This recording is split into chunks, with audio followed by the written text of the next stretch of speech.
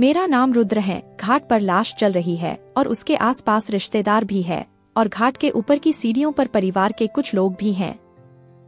हाँ, तो आप सब जो ये शरीर जलते हुए देख रहे हैं वो हमारा ही शरीर है और वो घाट के ऊपर की सीढ़ियों पर रोते रोते बेसुध हो गई है। वो है हमारी अर्धांगिनी या हमारी मंगेतर उमा। आप यही सोच रहे होंगे कि उमा हमारी अर्धांगिनी और हमारी मंगेतर दोनों एक साथ कैसे हो सकती है।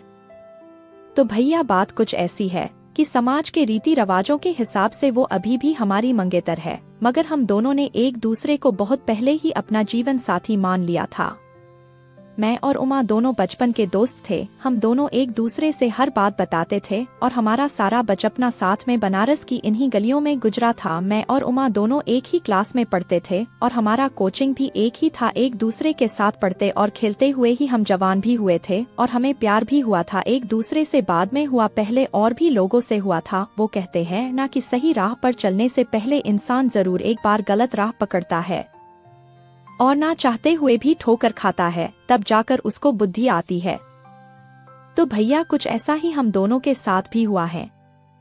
एक दूसरे का प्यार का एहसास होने से पहले हम दोनों को भी किसी और से दिल तुड़वा चुके थे।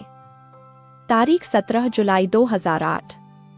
जब मैं अपनी सेना की नौकरी के लिए देहरादून और उमा अपनी आगे की पढ़ाई के लिए दिल्ली गई थी और हम एक दूसरे से दूर हुए, तब जाकर हमें अपने प्यार का एहसास हुआ था। एक दूसरे से दूर रहकर हमें एहसास हुआ कि हम एक दूसरे को चाहने लगे हैं। कुछ साल बाद उसकी पढ़ाई पूरी हो गई थी और वो बनारस लौट आई और उसके कुछ महीनों बाद मैं भी अपनी ट्रेनिंग पूरी करके बनारस आया। तो हम दोनों ने इसी मणिकर्णिका घाट पर मिलने का फैसला किया और इसी घाट पर एक दूसरे से अपने प्यार का इजहार किया।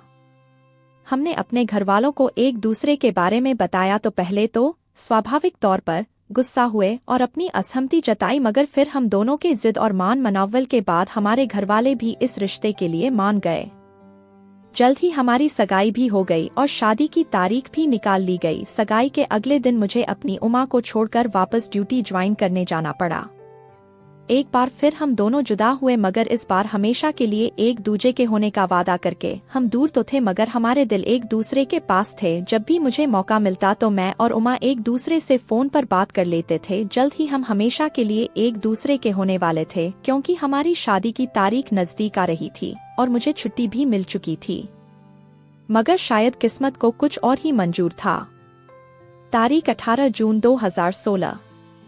आज से ठीक 15 दिन के बाद मेरी शादी थी और कुछ दिनों बाद मेरा और मेरी उमा का जन्मदिन भी था। यूँ तो उमा के हर जन्मदिन पर सबसे पहले मैं ही उसे फोन करके विश करता था, मगर इस बार मैं ऐसा नहीं करना चाहता था, इसीलिए मैंने कुछ दिन से उमा से बात करनी बंद कर दी थी। आज मैं वापस घर के लिए निकलने वाला था और मैंने ये बात उमा को नहीं बताई थी, क्योंकि मैंने सोचा चलो उमा को आज सरप्राइज दूंगा। मगर जिस दिन मैं घर के लिए निकलने वाला था उसी रात कुछ आतंकवादियों ने हमारे कैंप पर हमला बोल दिया। अपने साथियों को बचाने के लिए और उन आतंकियों से लड़ते हुए कुछ गोलियां मुझे भी लग गई थी और अस्पताल ले जाते जाते मैंने दम तोड़ दिया।